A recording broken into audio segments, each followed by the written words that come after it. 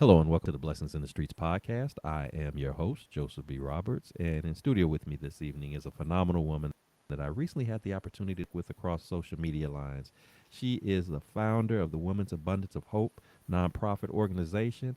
She's a public education advocate, a women's ministry advocate, a prison ministry advocate, a mental health advocate. She's even in the podcast game, as I understand it. So, but most importantly, her greatest attribute is that she's a woman of God, and she's taking time out of her very busy schedule to hang out with us this evening to share a little bit of her story, a little bit of her journey with the hopes of inspiring and encouraging and uplifting others, especially when it comes to dealing with the challenges of life that we all face in some fashion or form. So it is my privilege and honor, ladies and gentlemen, to introduce to you our special guest this evening, Miss Laila Davari. Laila, thank you so much for being on the show. Thank you for inviting me. It really is an honor. Absolutely, absolutely. So before we jump into our segments for this evening, I do want to give you an opportunity to share a little bit about yourself, who you are, where you're from, what you do. Kind of give our audience a taste of who is Laila Davari. Sure. Laila Davari grew up in El Paso, Texas, and she is very familiar with good, authentic Mexican food. And she moved to Dallas in 2008, and my ex husband and I, we started our lives here. And I was called into teaching for about 18 years, and I decided to resign, which I can't wait to explain more about that further in. But God has called me present day to open my nonprofit and just build community with women. And the big thing that is in the works right now is starting our first woman led church in Dallas in Collin County. So, God willing, that's the path that I'm going to be on for God knows how long. So, yeah, stay tuned, right? Absolutely, absolutely. Well, Lila, that is awesome.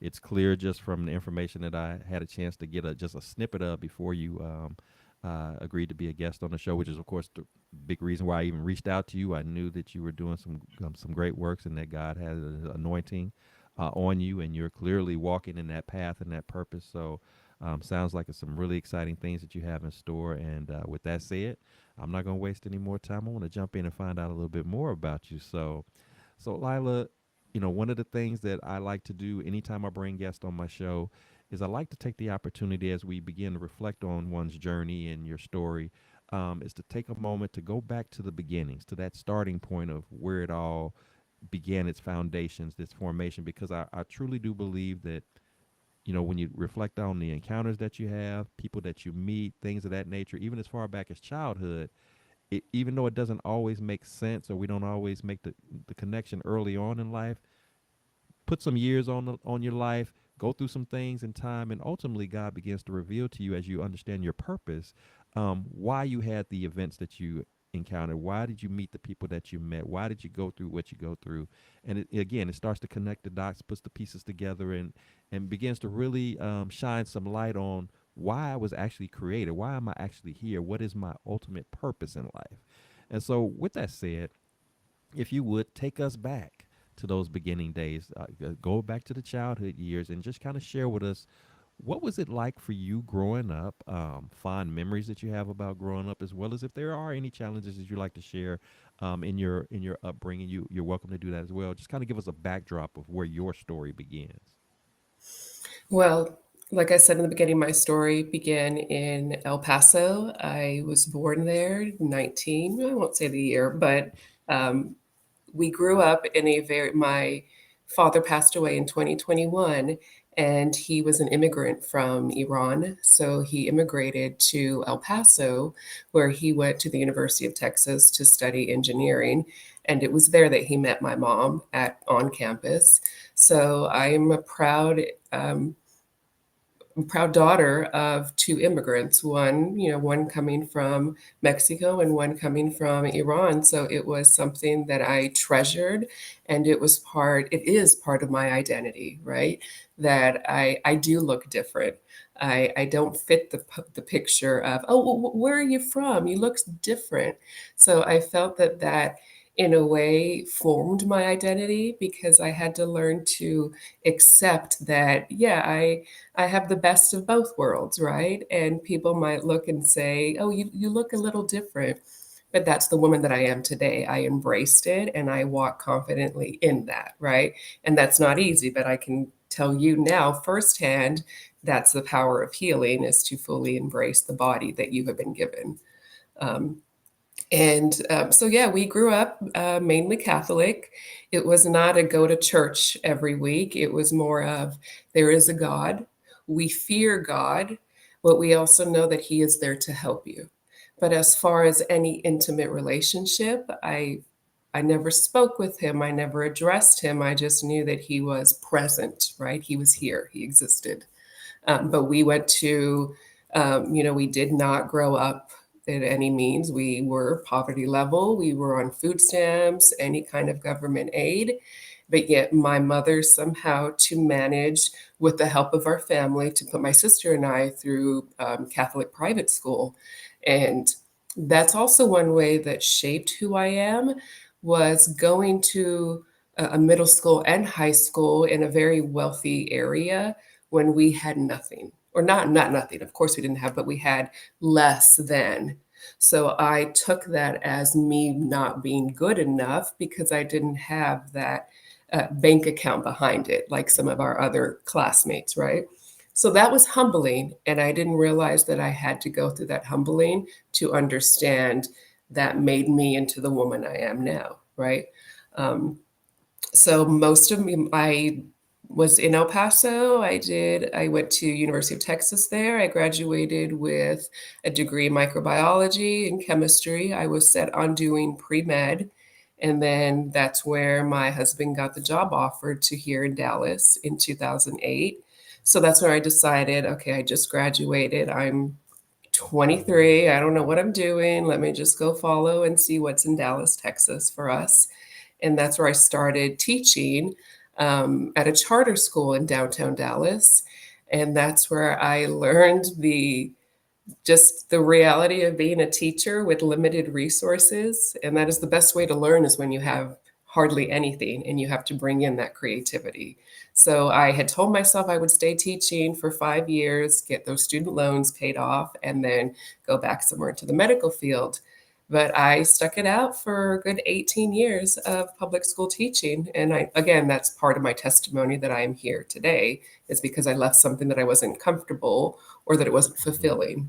And that's also kind of why I'm here. I was also married for 18 years, and that was a marriage that had all the boxes were checked, right? But the inside, that something was missing, um, and that something for me was connection with God. And I Mm-hmm. had to choose to leave my marriage 3 years ago. It's coming around on 3 year anniversary. Take that seed of, Lila, if God and I have this relationship again, I didn't know him as closely as I do now. But when I stepped out in 2023, moved out of the house into my apartment, I said, surely there's got to be something better on the other side, because I already know what this side is, and I'm going to be brave enough to keep walking into the unknown, right? Again, I didn't have this close relationship. So this was me going off of the little confidence I had in myself to begin with, right? Because family support wasn't really encouraged for me to leave a marriage that was comfortable. Everything was there. I didn't have to worry financially. The big house, everything was provided, but I still missed that connection. And there was something, that connection was my relationship with him and our relationship together with God. And I couldn't put words to that before. I just kept saying, something's missing, something's missing. And the reality is, it's God. So moving forward, any relationship that he's going to bless me with when the time is right, I have to have God in the middle, because I have to seek him first in everything I do, and everything will be added to that. So that's the lesson that I've learned, is I have been brave to step out on my own, to be where I am. And also, not only did I do it alone, I also helped other women along the way, which, Mm. fully walking in my purpose, is you're going to make some decisions that not people are not going to agree with you, or are going to wonder why. Why would you do that? And you can't answer that, because that's between you and God, and between you and yourself. Mm-hmm. Yeah. Wow. Wow. Well, let me first off say that I appreciate your transparency and sharing just early on in your story here. And I'm also, as you were speaking, I'm making the connection, as I always do, try to make the connection with, establishing the title for our show. I don't know if if you checked it out, but our show for this evening is called "The Other Side of Fear," and here you are already out the gate talking about, which many of us can identify with. What do you do when you're faced with a scenario where I'm comfortable here, but I'm being nudged to go somewhere else? So you talk about a marriage where you say, I've been in this marriage for 18 years, but then there was always something inside of me that was saying, there's something that's missing, that there's something that's absent, and you make the connection that it's God, but then even knowing that it's perhaps God that's the missing piece. When you're living a lifestyle where, like you said, everything is kind of comfortable, the finances are in order, the house is there, everything is being taken care of, so to speak, based upon worldly terms, but we don't oftentimes understand that while worldly may have its advantages, what's even higher than that, what's most important, is that where are we spiritually? Where is that connection at? Because ultimately, all the stuff, junk, and things won't matter when this all comes to an end. When we breathe our last breath, we can't take any of it with us. But then, what do we have? Or what good is it for us to go through life thinking that we have everything but feeling like we're completely empty, like we have nothing, and it's, as you stated, sometimes that's hard to put into words, especially when you have people, whether it's family, friends, or otherwise, looking at you sideways, like as if you're strange or odd for even contemplating making a move like that. And the same was the scenario as you spoke of about with your career choice. I had a career path that I was on, and but in support of my husband and his opportunity, I left that path and went down a different path that wasn't on my radar. Didn't know that I was going to stay much longer than I ultimately had initially planned, but nevertheless, I'm taking a leap of faith. I'm going into that place of unknown, which can be scary for obvious reasons. Like, how am I going to do in that situation? And as a teacher, to enter into a, like you said, enter into a public school space where the resources are limited, because some teachers in this career path don't oftentimes experience that. They may be at schools where everything is provided, but then it's a whole different light when you're dealing with a school where no, all the resources aren't there, and maybe the students are a little bit more challenging to deal with, and things like that. So I appreciate you sharing that, because it's a very real thing that people deal with all the time, in terms of looking on the other, as our title suggests, looking on that other side of fear. What's over there, and are you prepared to not only make that leap, but do you also understand that you don't have to make that leap by yourself, that there's somebody that will go with you, and that somebody that we're speaking of course, is God himself. He will go with you, and if he's nudging you to go that way, and he's encouraging you to go that way, the thing that's key to understand is that he'll never take you to a space that he hasn't already made provisions for it to work itself out. It doesn't matter to you that you don't know how it's going to happen. What matters is who are you going down that path with. So I appreciate you identifying that and having the courage to take that leap of faith, not knowing where this is going to take you.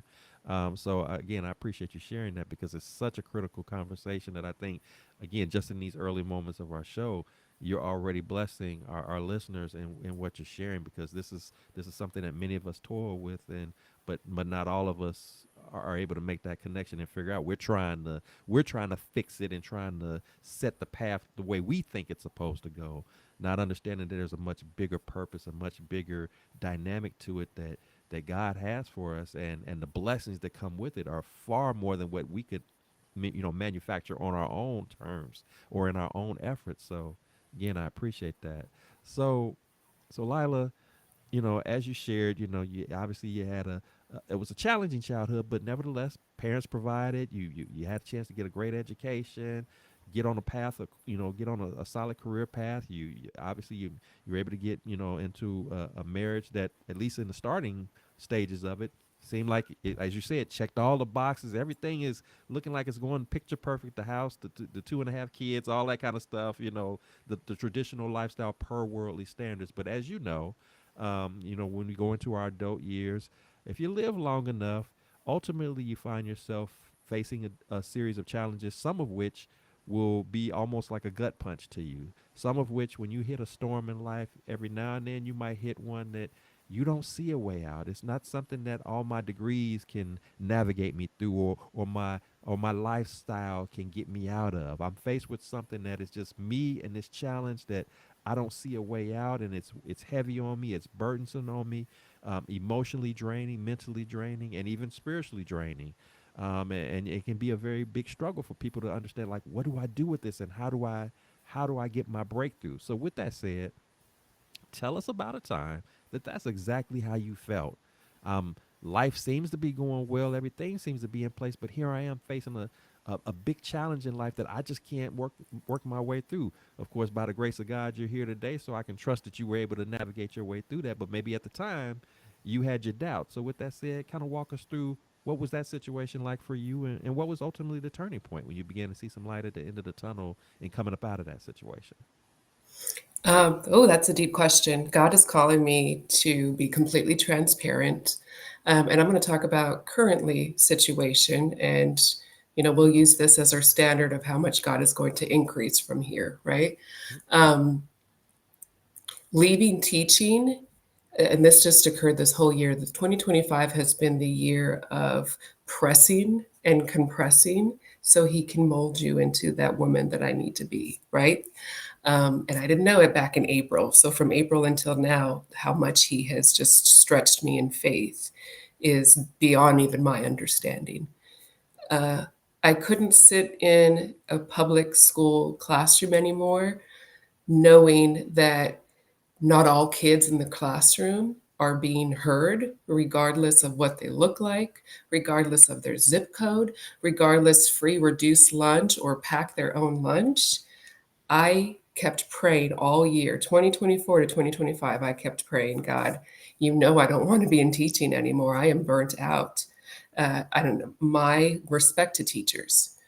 And I said, I couldn't do it, God, but yet I don't want to leave the profession. I want to be bigger impact. I want to make a difference at the state level, right? And so I was offered a different position for next year, for 2026. And that same day when I was offered it, I said, I cannot take the position when I'm actually fighting for teachers to stay in their current positions. Why are we having to move around because of budget cuts that aren't able to be completely planned out at a higher level? We're trusting these districts, right? So when I was offered that position, I said, I cannot take it. I resign on the spot. So this was April 25. A teacher doesn't just resign on the spot.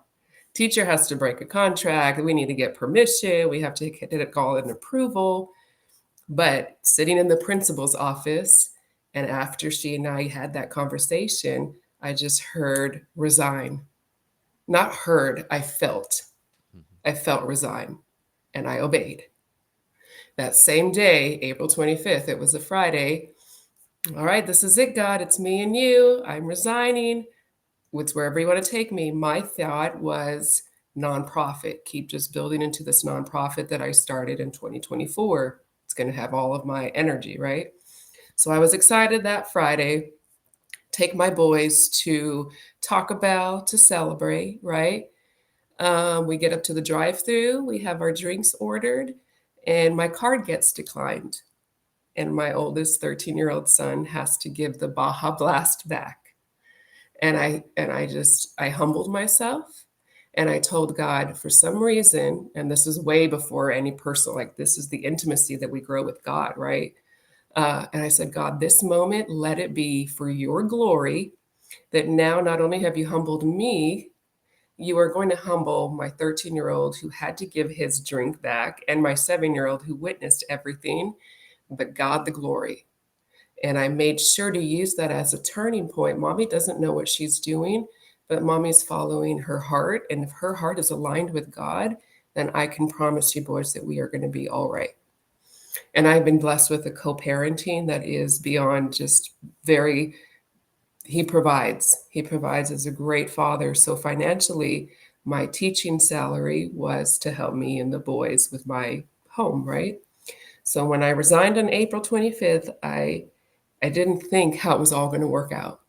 I did it in faith, right? And I thought, oh my God, is this bravery, or is this, Lila, you shouldn't have done that, right? What did you do? and I took out my retirement. So as a teacher, we go to TRS, we get our retirement through there and we put in through that. I took that out, which is a big no-no. That's something that you do not do that. You don't touch that. It's going to be taxed, this and that. This is what you've been working for. I keep going. And this is just back in May, back in June. Um, so I've been blessed with this money. I have turned around and I have put it back into my nonprofit. I use it to help other women. I'm not saying this to humble brag. I'm saying for me, it's not about money because what I had earned for 18 years of teaching, I'm down to hardly anything now. Currently, I'm on the verge probably of being evicted. My treasures are in heaven. I do not idle gold or silver. I will give anything up and I will let my boys see that now I'm chasing God, not anything worldly. Mm. He will provide. My boys are safe with their father. He will provide what he needs Lila to do. He's just pulling me and I have to keep obeying. And for me, it's not anything. There's so many storms, right? When there's so many storms around you, and you can get pulled into any of those. And what happens from that, you go into this turmoil, right? Like anxiety, depression, worry, everything is just falling down on me. And that is where you have to do that biggest test of faith, where you got to use that muscle, right? All right, God, I can focus on the storm, but the only thing I can do to survive right now is focus on you. Because if I focus on anything around, I'm going to drown. So this is like an SOS to God, right? This is show I there is we walk in faith, not sight. But when I prayed for something so long, I have expectations on God. It's like, God, I have sowed, I have done all of this, and I will continue to do this. But I want to be able to help other women. And in a world where it is about dollars, right? Unfortunately, that is what this world is about. And to me, it's just the whole concept of we're so much more concerned about how much we have in our bank accounts, but how much spiritual account investment have I done, right? If I can continue that investment spiritually, then that a bank account is going to continue to bless itself so that I can use myself to bring others closer to God. And that's where I am currently. I've taken this stretching, the more He humbles us, the more I have to hold on tight like an anchor to God. Because it's kind of like this, like just it can sway back and forth. And if I don't stay anchored, and of course, you have these thoughts of, I'm a bad mom because I left a job, I left a marriage, but God, right? God is going to start. He's literally renewing my life for Him, and I have surrendered. I mean, I don't know what else to surrender. I've Mhm. surrendered everything, and I'm like, okay, God, I'm like Isaiah, use me to bring the good news to others. You want me to go door to door. You want me to go to our podcast is focused on just let's bring people together and just show God through ourselves by how we treat others. Whatever faith you're in, if it follows God, then it's telling you to treat others better than yourself, to put others first. And that's a practice that, regardless of any organization that you're 10, any affiliation, that is the ultimate purpose that we are trying to do, is to lay our lives down for others and put God before anybody else. So that's where I'm currently at, and I know it's going to be fine. Is it hard when yeah, it is hard because I don't know what's going to happen. At the same time, I'm not supposed to know because I am supposed to receive this gift of the blessing. And before a blessing, he has to kind of move things around. And for me, moving things around meant him taking away things. But it's not him taking away. It's not him taking away this apartment that I have to be out of. It's him moving that away so that he can build me to grow my nonprofit. It's temporary, and then to see his blessing on it. So it's all on him now. God and I are that close that it's like, all right, God, go ahead. I need you to just show off right now. It's on you. Wow. Wow. Um, again, thank you for your transparency. And I think what makes your story that you've shared so far so interesting is that you're giving us transparency like in real time, which is not something that we often have the opportunity to hear on the show. It's usually something that happened way long ago, and not to say that there aren't some things from the past that you obviously have already mentioned, but to bring it into real life perspective and to say, hey, I'm a mom who's divorcee. I walked away from a job, and it's me and my kids, and I'm trusting everything to God to make a way. That's huge. That's huge, and um, and it's also convicting. I mean, because there are those of us who are tuning in, including myself, who have felt that nudge that you speak of.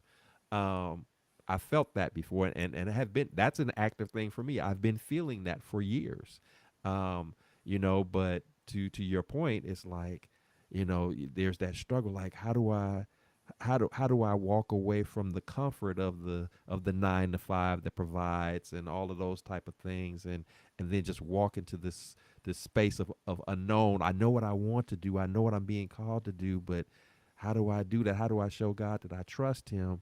But at the same time, taking it from a practical standpoint, how do I make sure my bills are paid? Right. I'm just even. I was even as you were telling the story, I was trying to process like, maybe and perhaps you can elaborate on that. Like, what was your immediate thoughts when you even were thinking about like with your kids? I know you said their dad is still he's still providing, but even with him still providing, it's hard to have that conversation and then to have that humbling moment of, like you said, just as simple as being in the drive-through to get a beverage and my card gets declined. You know, not allowing your pride to get in the way, not allowing yourself to get over, reactive in front of your children, but to show them strength and saying, you know what, we're gonna have to do something that's not gonna feel good right now. This beverage you were looking forward to enjoying, we're gonna give this back, but I'm gonna show my children that that I'm being strengthened in this moment, not because I'm super tough and I got it all figured out, but I'm being strengthened in who I'm in relationship with. That He's gonna make this all right, and I needed that humbling moment, something as simple as a declined card on a beverage in a drive-through. I totally agree with you that God has a way, or in order to get us to where He's trying to get us to be at, He has to send us through these humbling kind of experiences, especially if life has just been a little bit on it's a little bit comfortable, if you will, a little bit easy, if you will. He has to kind of bring us down a notch or two, just because sometimes in those glory moments, in those moments where things are prosperous and free flowing, we can, whether we intend to or not, we can sometimes forget who's responsible for making that happen. We start to think that we're doing it all. And so again, sometimes to get us where He has to take us, it involves taking us down a couple of notches, and like you said, letting things go. But one of the things that I'm hearing in your story that I want our listeners to understand as well is, don't always think of letting go of things as being a loss. Just because God is removing some things, whether it's people, whether it's possessions or anything like that, that doesn't mean that you failed.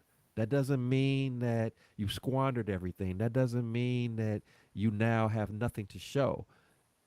God is, if He's which He does, if He's setting this blessing up for you, He's moving this stuff out of the way, because what He has is so big that this would just be in the way. So all He's asking you to do is, in this uncomfortable season that you're in this inconvenient season that you're in, just keep riding with me.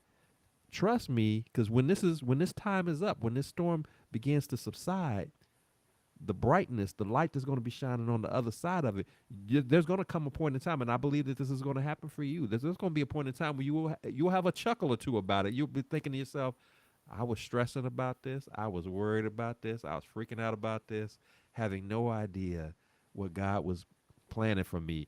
And now that He's given this to me, now that He's revealing it to me, that stuff that I thought was important was nothing in comparison to what He had set up.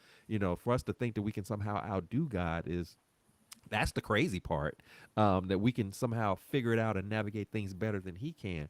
But once we're able to release that control over to Him, once we're able to surrender that to Him, even in the midst of the storm, there's a calmness that comes over you. There's a peace. And I'm even witnessing that in hearing your story and just even seeing you in your facial expression as you're telling it. You don't look like a woman of fear. You don't look like a woman of worry. That doesn't mean that it's not on your mind, but you're not allowing it to consume you to where and this is where the enemy steps in, where he wants you to stress out, he wants you to worry, he wants you to have regrets and second thoughts. He would love nothing more for you to do is to run back to the school that you left and beg for your job back and forget this whole nonprofit and help everybody else stuff going on. Make it about you, do your thing. He would love for you to do that because that would take you off the purpose, off the track that God has for you. But I love the fact that you're saying, nope, I don't care how everything looks. I'm not here to impress or to seek the approval of other people. I'm here to please God. And that's what I want our listeners to grab from this, is that this is a woman who is, yes, stepping out on faith. Yes, doesn't know what it's going to look like, doesn't know how it's going to play out. But because of who she's trusting in, she understands that he's in control. He has all the wisdom, all the understanding, all the details figured out. If I could just ride this thing out with him, everything is going to work itself out okay. And so I think that that's definitely encouraging to hear you speak that, not only from your standpoint, but again, to myself as the host, to my listeners, you're blessing us with this because this is what we need to hear. This is how you get through those difficult times when you understand who is ultimately in charge. So I appreciate you sharing that. So powerful. Whether you realize it or not, this is very powerful what you're sharing with us this evening. So appreciate your transparency. Um, so Lila, obviously you've spoken about some heavy things, that you've had to go through. There's nothing, there's no joy in dealing with a marriage that comes to an end. Anybody, I've gone through a divorce myself in the past, and I've always said to people who've never gone through that, this is not something that you would wish on anyone. It's when they talk about a husband and wife cleaving together. When you get a divorce, it literally feels like you're ripping apart, even though physically that's not what's happening. Emotionally, internally, that's what it feels like, and it's definitely a difficult. That's putting it lightly, to do that, and especially with the time invested and when there's kids involved, and then with you making the leap of faith and with the job change and all of those type of things. That's a lot to deal with, and storms can be like that sometimes, but also storms can just be just lifing type stuff, the day-to-day nuances that we deal with, whether it's somebody on the job, getting on your nerves, or a random car problem or something of that nature. These type of things happen. So with that said, when you do find yourself facing these challenging times, again, whether it's the major stuff or it's just the lifing type stuff, what is it that you personally have found that works best for you in terms of your regiment, your routine, your mindset? What is it that you like to do that kind of helps you process in a healthy way to navigate through that challenging moment and ultimately get to that point where you can begin to hear from God and figure out, okay, God, what am I supposed to do with this and where do I go next? Um, Let me see, where do I start with that? Well, the first thing I I have learned to believe more in myself, and that comes with practicing self-love, self-forgiveness, self-patience, right? And the more that I use scripture to help me, if you would have asked me even 3 years ago, what are your hobbies? I couldn't tell you what my hobbies are. I don't know. I work, I take care of my kids, I watch a show. I didn't know what I was passionate. That's the word, Mm-hmm. passionate about. Um, and now I'm here saying, yeah, there is passion. There's so much joy to be found in even the trials, right? So scripture for me now has been a hobby, my prayer closet. I have decorated my prayer closet to be that intimate time. Jesus would go a step away from everybody to be in that intimate. And he calls us when we are calling out to him in that private, alone time. That's when he hears us the most. And that's where I have just, if there's something that I cannot handle with myself, I go to my prayer closet, I pray, I put on worship music, and then I am reminded who's already within me. So, most of the time that the enemy tries to attack me with that self doubt, that you're really not going to do what you've been dreaming to do, right? This whole concept of making a movement of women to grow kingdoms of God, right? Well, yeah, right. You're not going to do that.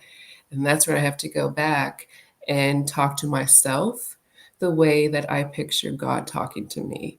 So, why would I be so hurtful and shameful on myself if God is within me? So, if I believe in God, therefore I believe in myself. And it's those kind of, that's where I draw between mental wellness and my faith, right? Because aside from being obsessed with God, right, I also need to be confident in this vessel so that I could share his good news and use my words eloquently and speak from the heart in everything that I do. And in those times of trial, that's where I need to remind myself this is temporary. God is not going to keep you in an area of pain, and that pain is for our own good.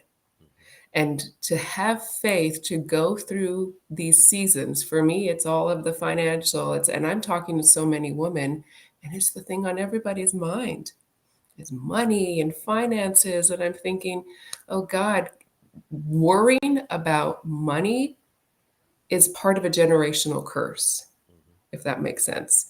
Like I am instilling in my sons, it's not actually about money. And you asked earlier if I was afraid, of leaving everything and having my boys secure. I don't know. I know that they have found God through my journey. And for my 13-year-old who would slam the doors on me 3 years ago because of what I had chosen to do, who can now lead prayer and say, Father God, we seek you first, and we Mhm. know that you want what's best for us. Uh, I don't care about the money. I know that they're going to be, I know God's going to bless them because he's going to use the legacy that I am building for his kingdom, right? For his glory. And he's going to use my two boys to continue that because that's how God's going to keep showing throughout Mhm. generations is sharing our testimonies and sharing our legacies, right? And saying, I just, whatever happens in my life, I just want it to mean something. I want to have a purpose in this life and I want to be remembered that I gave everything up because all I wanted was to chase him. And I want to bring other people, like, let me show you, I am joyful. I don't know how I'm going to do it, but at all times I'm going to rejoice because that's the most courageous act of faith is for me to pray over other women when I also am desperately praying for myself. Mhm. But I know there's a connection there because God is needing me in that moment to pray because that's how he's also healing me and reassuring me, Mhm. right? So that's why I'm so, it's my prescription. When I'm so nervous about depending only on myself, that's where I have to go back and say I'm not dependent on myself.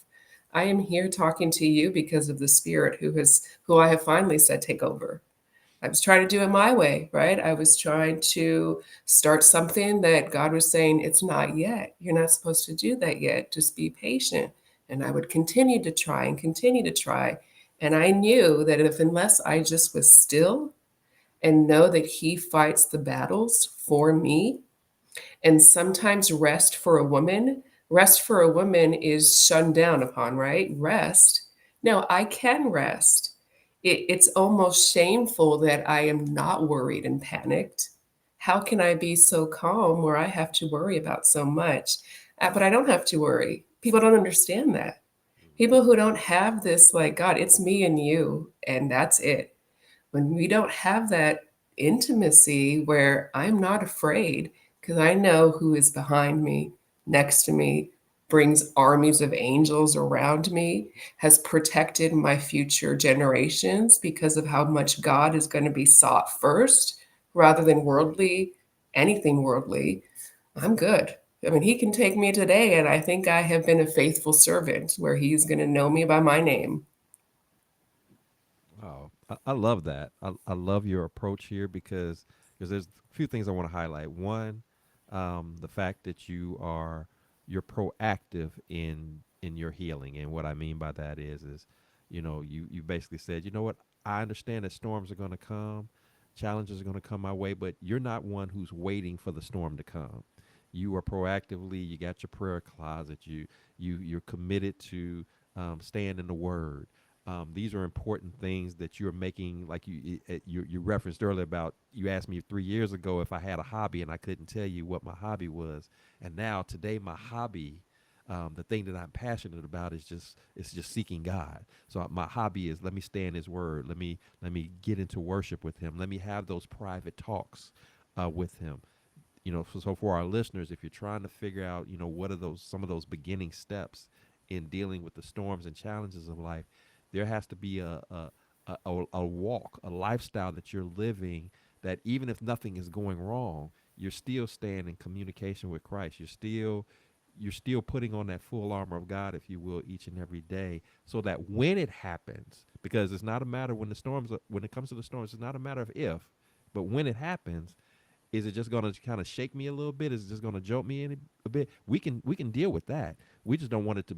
We don't want to be uncovered and unprepared and unprotected to where it just knocks us off our feet and we're not ready for it. But with what you shared and the things that you do, that allows you to be prepared and ready for whenever it comes, and whatever it is, because we have no way of predicting what the level of intensity even of that storm is going to be. Is it going to be a light shower, or is it going to be a tsunami coming my way? We don't know, but that's okay, because we again are staying prayed up, we're staying ready, we're staying in His Word, we're doing everything that we can to prepare ourselves, so if and when that moment happens, because when those seasons take place, then I'm good anyway. I'm not losing sleep. I'm not worried. I'm not stressing about it. Another thing that you pointed out that I really appreciated was that you spoke about the importance of that self love, but more importantly, that self forgiveness.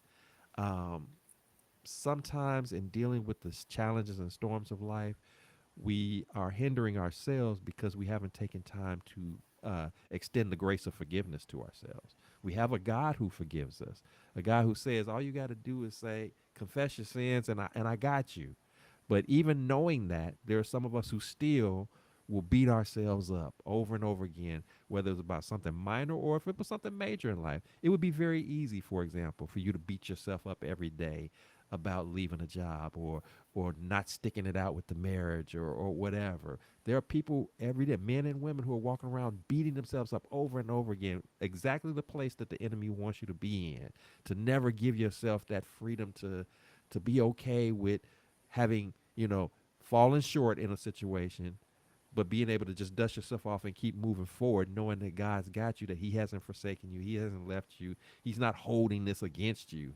But the enemy wants you to trick you into thinking otherwise. And part of that process that's holding up your healing is your inability to forgive. So I was glad to hear you say that, no, I'm forgiving myself, and to forgive you, I'm forgiving whatever that means. That whether I should have said this or I shouldn't have said that. I should have made this move or should have made whatever that those things, those mistakes are. Because none of us are perfect. So hey, it's just a part of being human beings. But yeah, you can extend yourself the grace of forgiveness. It's okay. Don't beat yourself down on that. So I love the fact that you are making that a point, that self love and self forgiveness. And then the other thing too is your understanding that, again, that the storm can oftentimes, if you look at, depending on if you're looking at through worldly lenses versus godly lenses, because I think that's a big difference. When we look at a storm from worldly lenses, we look at it as if it's a bad thing, it's a bad situation, it's something negative is to come out of it. But when you start to look at your storms from through godly lenses, you say, yeah, this is a tough time, this is a difficult moment, but if God is allowing me to go through it, He has something in it for me to glean from, for me to draw from, to be a better person, to be stronger, to increase. I like to think of it as that spiritual workout. He's building up my spiritual endurance, my fortitude, my mindset, so that I'm able to handle these tough times without, again, panicking and freaking out every time something goes on. I'm sure there may be some women who are listening to you share your story and say, when you talked about, how can you be so calm? You're a single mom out here. Why can you be so calm? Oh, well, maybe she's so calm because her her child's father is providing financially. But I didn't hear that from you. I didn't hear you say that I'm calm because the check is still coming in from him supporting my kids.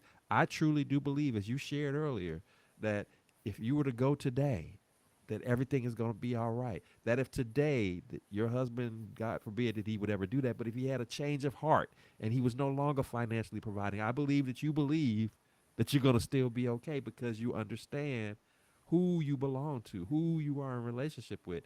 And he took one of the darkest seasons in your life and through you blessed your children. And I love the testimony you gave about your son. Talked about just 3 years ago. My son is slamming doors. He's mad at me. He's mad at the world. He's not understanding why all of this is happening. You know, as young children will go through in situations like this. But now he's leading prayer. Now he's seeking God. Now he's seeing this whole situation different. That is not by accident. And I want our listeners to understand that is not an accident. That is not some random transformation. This is God doing what God does best, taking what the world would see as a bad, no win, no end situation and using it for his glory to bless. And and in this scenario, through your children. How powerful? How I'm sure that has to bring a sense of joy and excitement in you to just see your child, your children, seek God even in your darkest time. They are seeking God. I mean, that's a beautiful thing, and that's nothing for us to just kind of drift by or act like that's insignificant. That is very much powerful, but that's how God works. He could take that mucked, trashy, garbagey, wretched looking situation again as the world considers it to be. But he can make something beautiful out of it. He can transform something out of it that just is beyond words. That he does it in such a way that you can't even call it nothing else but God. You can't say that it was she's lucky, she got a good break. Yeah, it had to be her smile, or it had to be the way it had to be all her education. No, it had to be God. Is who it had to be, and that's all it had to be. And so I love hearing you speak to this because it's so powerful and so necessary that we identify exactly who is the source behind this. This is why God has to humble us so we don't forget who is in charge, who's running this show. But it's not about a power flex. It's about him saying, just trust me. I want you to just trust me. I just want you to lean on me. Let me do what I do. I promise you, you won't be disappointed. I got so much in store for you if you just stop fighting me. If you stop resisting me, if you stop trying to do it your way, I know you mean well. I know you think you got it figured out, but I know a little bit more than you do. In fact, that little bit more is infinitely more than you do. Let me be your guide. Let me be your direction. Put your pride to the side. Put all that other stuff to the side. Trying to impress folks and trying to be super strong. Take Lila, take your cape off. You don't have to be Superwoman with me. All you got to do is be my daughter and let me be your father, and I will guide your way. And guess what? I'm gonna take care of your children along the way too, because you know what? They belong to me too. We're gonna be okay. So I love that process that you're going through, and I think it's gonna help you. It's already helping you, and like you said, it's almost like being prescribed a medicine, but it's a spiritual medicine that you're being prescribed to. And one last thing, because God is taking you through this the way that He is, and the way that you're handling in the process, it's impacting your ministry. You become relatable to the very women that you're trying to help. See, you can't come, and I'm sure you've already experienced this. I mean, before our listeners who don't understand the connection here, you can't minister to people who can't relate to you. You might, oh, I feel so sorry that you're going through what you're going through. If they don't identify, if they can't relate that you understand what they're dealing with, what they're processing, then they're not going to hear you. You might have all the wisdom to share, all the resources to offer, but without the relationship, without the connection, you won't have that breakthrough. But God had to take you through what you went through as a woman, dealing with some things that are specific to being a woman on her own, out here trying to raise kids by herself, out here trying to handle the finances, out here trying to put together business opportunities and things of that nature. Tons of women all around the world are trying to struggle through that same thing. So it has to be inspiring. It has to be encouraging to hear from somebody like you speaking to them and saying, you know what, if Lila can do that and have such a positive attitude in what is otherwise what appears to be a chaotic type of situation, then why can't that happen for me? And I'm here to say, and I'm sure Lila, you co-sign with this and say, well, it can happen for you too. This is why she's doing what she's doing to let you know that it doesn't. It's not even about the money. We're not saying that we don't like money. We're not saying that we don't like nice stuff, but don't let that be your focus. Don't let that be so much of something that you're locked in on that you miss the big picture. And so you're presenting to our audience, and you're presenting in the works that you're doing, you're presenting the big picture of it. And the big picture is Christ.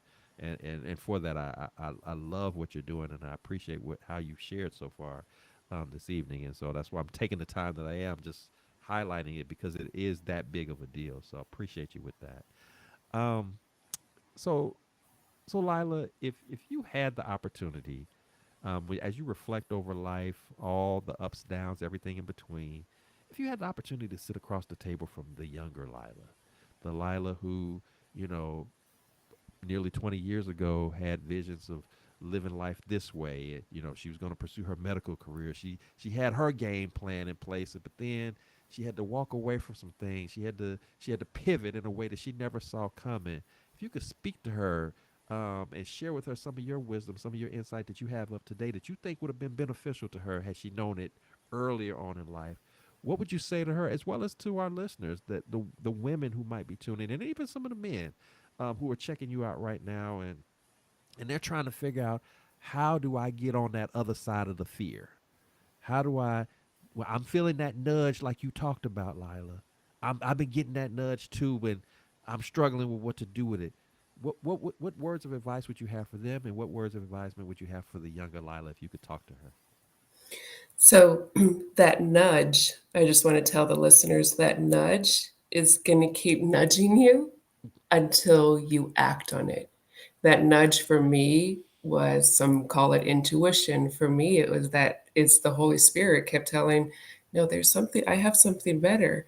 I always knew I was destined for great things. I always knew God has something big for me. It's not a teacher. I know it's something bigger. So that nudge is the other side of curiosity. On the other side of fear is abundance, abundance in faith, abundance in self confidence. I want to tell Lila, 3 years ago, even 20 years ago, I'm proud of you because you did the best that you could with what you had at the time. So at that time, I had um, a specific way that I was able to communicate, right? Because I wasn't in tune with my own emotions, but I did the best that I could. I still stood up for myself, and sometimes I didn't. Sometimes I allowed others to make those decisions for me, almost like I needed approval to do something that I wanted to do. And now I can go back and say, Lila, be true to yourself. No matter what you do, be true to yourself because you are the only person who is going to see the ups and downs. And of course, with God, but no other human. And I want to tell Lila, I'm proud of you and thank you. Whatever risks that you take is not a risk. It's it's helping you build your character. If you are willing to take that leap, there is going to be pain, and being on the other side of fear, you have to accept that God is going to humble you, and he's also going to isolate you. When God isolates you, it's intense. It's intense because I cry, I'm still doing it. God, I know you're doing something big for me, but this isolation is making me almost just, it's making me almost sad that I'm not seeing God in action yet. And there's that yet that God is like, can you just be patient? I am getting you there. And that's the thing. I want it all now, but I have to work for it. And working for it means that I have to keep putting myself out there, keep telling people, how badly do you want to stay true to yourself? Because that means that you're going to have to let people go who, regardless of what kind of relationship, if they are not going to support you to go through this fear to get on the other side, you're going to have to be willing to lose people and lose possession, right? Because you are going to see a better version of yourself. And that is the version that stayed true and honored the person that you want to be. Love that. Love that. Now, I'm gonna throw a little curveball caveat into this. One of the things that you stated at earlier at the top of the show, as you spoke about your love for your heritage, and that you acknowledge the fact that you're quote unquote different. And simply put to our listeners, despite Lila's fair skin, Lila's brown. Lila's a sister. Let's put it out there. Lila's a sister. So to those listeners that you just spoke to, that are saying, I hear you, Lila, what you just said, and it all sounds good, but we're living in a day and time where, women of color are at an all time low in terms of how we are being, appreciated, viewed, looked at. You got the craziness with the political climate and everything. They're coming for us in ways that we've just never experienced before. What about that part? Should that be of discouragement to us, or can we still be okay? What would you say to your fellow sisters of color who are tuning in, whether from immigrant backgrounds or whether they homegrown right here in the U.S.? What would you say to them in that fear and that worry? I would say find community and find women who are going to pray over you.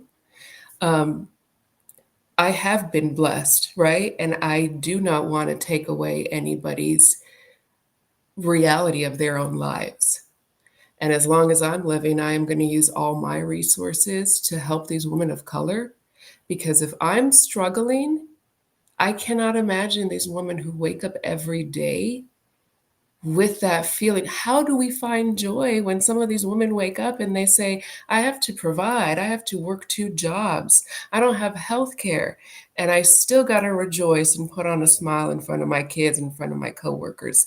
That's not easy, especially if you're already pressed down with so much any other expectations and you're already pre-identified as somebody who is going to already have it rough, right? I would say find that community of women, and sometimes it's not church. Sometimes it's those community of women who are strangers. I have found that most of the women that I know are strangers who have helped me along the way. And as I am here to advocate for all women, especially those women who don't have a voice, especially those women whose voices have been suppressed or are afraid to speak. The women who are already speaking need to speak for those who need to have a platform, right? I hear those housekeepers who are not getting paid enough, but yet have to work another job. I hear those paraprofessionals, those people who are barely making it, but yet we still have that faith. And that's encouraging to me, that as God is taking me through this storm, there are other people going through even worse storms. So God, use me. To those women who feel that they are alone, find that community, find those women who are going to show you God through them by how they treat you. Love that. Love that. I think that's very well said. Very well said. Lila, this has been an awesome time spending with you. I felt in my spirit that you had a powerful story to share, and again, you've not disappointed in any way, blessing me, blessing my listeners, being so transparent, so genuinely vulnerable in sharing as you have. So I definitely appreciate that, and I'm so grateful that we had the opportunity to make the connection and make this evening possible. This was definitely worth every bit of our time this evening to spend with you and learn about you and your story and just your passion and pursuit of walking in purpose and trusting God all along the way. So I thank you, incredibly for that, and know that anytime you want to come back on the show, you are more than welcome to do so, because I'm sure there's many more topics of subject that we can get into that again will be a blessing to not only the women that you're actively seeking to minister to, but just the audience as a whole. I think your voice is definitely needed in this world, and God knew it all along, which is what He created you to do, and you're walking boldly in your purpose, and for that we have much nothing but the greatest respect and love for all that you're doing, and how you're allowing God to use you. So again, salute to you for that. But as is customary here on the Blessings in the Streets podcast, before I let you go, I do want to take this opportunity to celebrate you, to love on you, to lift you up. So if you got anything that's going on right now or that's coming up down the road, in the works that you're doing, please share that with us. We want to know all the details about it, how people can connect with you, support you, follow you well beyond the realm of this episode, and just if nothing more, just to keep you lifted in prayer. So, what does Laila Davari got going on that we need to be knowing about and getting involved with and connected with in whatever way that looks like? Well, growing this community of interfaith women, he's called this passion of mine to, I want to go to any religious place of worship and just feel God's presence. That's not something that most people want to take on in today's world where there's already so much polar tension, right? So I pray for strength and boldness that I will stand up against anybody to defend God and to use me to bring others closer to Him, but also to use my righteousness to bring justice to those who are suppressed. Awesome, awesome. So if people want to, whether be involved with your nonprofit or support it in any way or partake in any events that you have going on with it, what is the best way for them to connect with you to do that? Yeah, so our nonprofit, we are called Women's Abundance of Hope. We have our YouTube channel and just search Women's Abundance of Hope. We also have our TikTok where we just basically go onto the streets and talk to people about just spreading kindness and using that kindness to reflect his love. So Women's Abundance of Hope, and I called it that specifically because abundance is all around us. There's not scarcity for that. Awesome, awesome. And of course, you have your podcast that's getting ready to debut. Where can people tune in to check that out and follow along with your episodes that are going to be coming up and things of that nature? Yeah, so that's going to be uploaded. That's actually going to happen this Thursday. So I would actually love prayers on that. We have a panel of 6 women from different faiths, different backgrounds, and we are all excited to be in one room and just share how we can support each other, community of women, right? Because that's what we're trying to uplift. So our YouTube channel, Women's Abundance of Hope, is where we're going to start posting all of those and where you can just kind of keep up of what our nonprofit is up to. So thank you. All right. Well, that is super awesome. Listeners, she's giving you her the way to contact her to support her ministry work, to follow along the podcast. And again, even if you aren't able to do any of those things, you're not in the area or what have you, just keep her lifted in prayer because again, God's anointing is on her. Again, she's operating in obedience, doing what He's revealing to her to do, and trying to empower women of all walks of life all around the world. So um, we're definitely supportive of that. We will continue to lift you up in prayer accordingly. And just again, just excited to just see how God is going to continue to bless you, not only within your organization, but to bless you individually, bless your family, your boys, all of that. I think this is just the beginning of greatness that is to come, and so I'm excited to just hear more and more of the Lila Davari story and how it just transforms around the world and the impact that you're already making and that you're going to make at levels that are beyond your wildest dreams. So excited about that. And for my listeners, I thank you so much for tuning in. And if you've enjoyed our broadcast this evening, please share, please like, please comment, please subscribe because this is what the Blessings in the Streets podcast is about. We're here to just come on the show, to be vulnerable, to be transparent, sharing a little bit of our journey with the hopes of encouraging and inspiring, understanding that we all deal with challenges in life of some fashion or form. But the reality is that no matter what storms you're going through, there's a God out here who loves you unconditionally. He wants that relationship with you. And I'm here to tell you, if you don't currently have that relationship with Him right now, today is a mighty fine day to make that decision. And I guarantee you it'll be the best decision that you'll ever make. Not telling you something that we heard, we're telling you something that we know from firsthand experience. He has a plenty of love to go around for everybody. It's not just for an exclusive few. So if you want to be a part of that and you have not made that decision, make that leap of faith. Go on the other side of fear. Have that mustard seed of faith to trust in Him and just watch Him do not only miraculous things in your life personally, but He will equip you to be a blessing to so many walking in your individual purpose that He designed specifically for you. So don't miss out, whatever you do. With that said, remember here at the Blessings in the Streets podcast, this is the place where your story is your glory, where your relationships are relevant, and your journey is your joy. I am your host, Joseph B. Roberts, and I thank you so much for tuning in. And until next time, keep leaning on God, keep trusting in Him. Take those burdens that you're trying to carry around on your own, hand those over to Him, and just watch Him do miraculous and wonderful things with that. So you can now redirect that energy that you were given to stress and worry and frustration and fear, and you could put it on tasks that He's specifically designing for you, trying to set that blessing up for you so that you can benefit from it accordingly.